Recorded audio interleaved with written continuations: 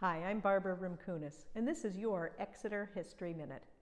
As recently as the 1950s, some Exeter families still cooled their food in an icebox. Before electric refrigeration, the icebox was a standard piece of kitchen equipment.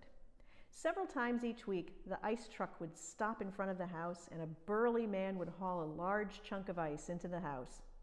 As the ice slowly melted, the household schedule would revolve around the need to empty the drip pan, often cutting short day trips to the beach, according to my grandmother. Northerners were long accustomed to cutting blocks of ice in the winter and storing them in packed sawdust for use in the summer. Commercial ice harvesting began in the 1850s, when shipping techniques created a practical way to transport ice long distances.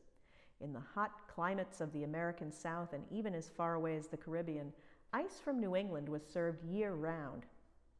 In Exeter, ice was cut at Colcord's Pond, the Exeter River, and the Waterworks Pond. The work was begun in mid-January at just the point in time when the last year's supply was running short. On January 10, 1890, the paper noted, "Large consumers of ice are eagerly awaiting the harvesting of a crop in Exeter. The proprietors of the Depot restaurant and others have for weeks secured their daily supply from out of town." Ice cut on the ponds was always thicker than ice cut at the Exeter River. River water continued to flow below the freeze line, but that didn't prevent its harvesting.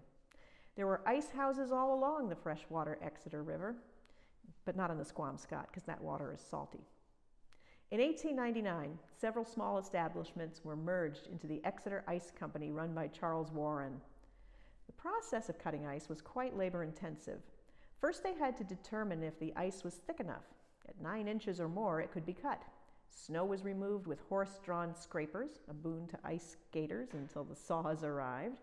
A large hole was chopped, and long cross-cut saws were lowered into the water to make the precise, straight cuts needed for perfect blocks of ice. Gas-powered equipment didn't arrive until 1923. The blocks had to be hauled from the water by teams of horses, which could be very risky for the horses. The paper once reported, "Mr. Fred Colcord narrowly escaped the loss of a pair of horses which broke through the ice of Waterworks Pond." Mechanical equipment greatly reduced the dangers to work animals, but the men themselves still worked in difficult conditions as the air temperatures ideally had to be bitterly cold, and the work was very wet. For decades, the largest business consumer of Exeter ice was the Higgins Ice Cream Company. But as homeowners began purchasing electric freezers, the residential ice business waned. After the war, the ice business all but disappeared as refrigerator salesmen simply looked for ice order cards in the windows of the customers and then made the pitch after the icemen left. Ice cutting in January and February faded from memory.